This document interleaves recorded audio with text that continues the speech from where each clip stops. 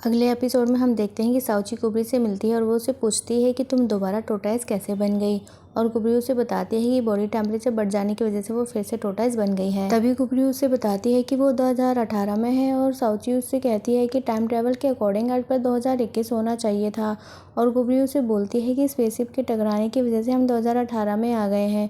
तो साउची कहती है कि मैं तो फांग से 2019 में मिली थी, तो वो मुझे कैसे पहचानता। तभी कुबरी उससे कहती है कि क्या तुम्हारे पास कोई ऐसा तरीका नहीं है जिससे मैं ह्यूमन फॉर्म में वापस आ सकूं। अब हमें फांग और मिस्टर हान को मेमोरी बैंक में दिखाया जाता है। फांग को हेटेरोसेक्सुअल एमनीसिया जैसी बीमारी है।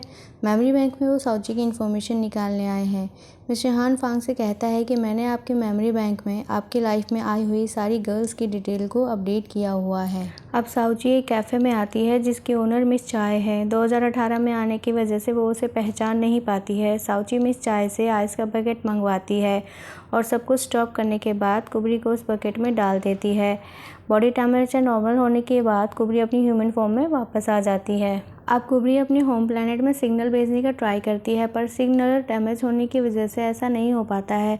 साउची कहती है क्योंकि ये 2018 है और हार्मोन एलिमेंट अभी डेवलप नहीं हुआ है, तो हम कुछ नहीं कर सकते हैं। हमें वेट करना होगा जब तक हम अपने होम प्लैनेट से कनेक्ट नहीं हो जाते हैं।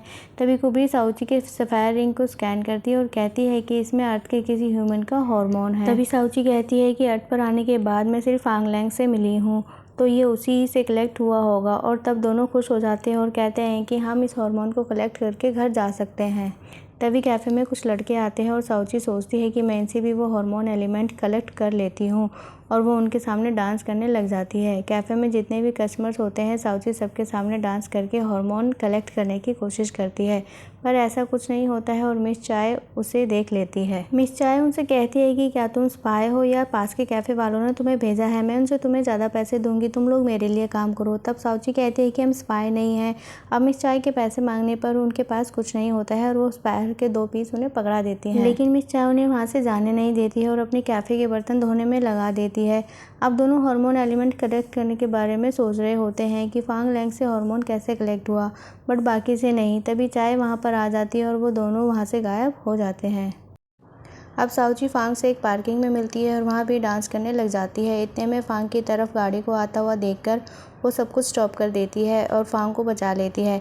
अब फांग साउची की बाहों में है और साउची देखती है कि उस रिंग में हार्मोन कलेक्ट हो रहा है। अब साउची को वो हार्मोन फील होने लगता है और फिर से वो अजीब अजीब हरकतें करने लग जाती है। ऐसा करते हुए देखकर फांग उसे रोकता है और पुलिस को कॉल लगाने की धमकी देता है। साउची अपनी पावर्स का यूज़ करती है और वहाँ से चली जाती है।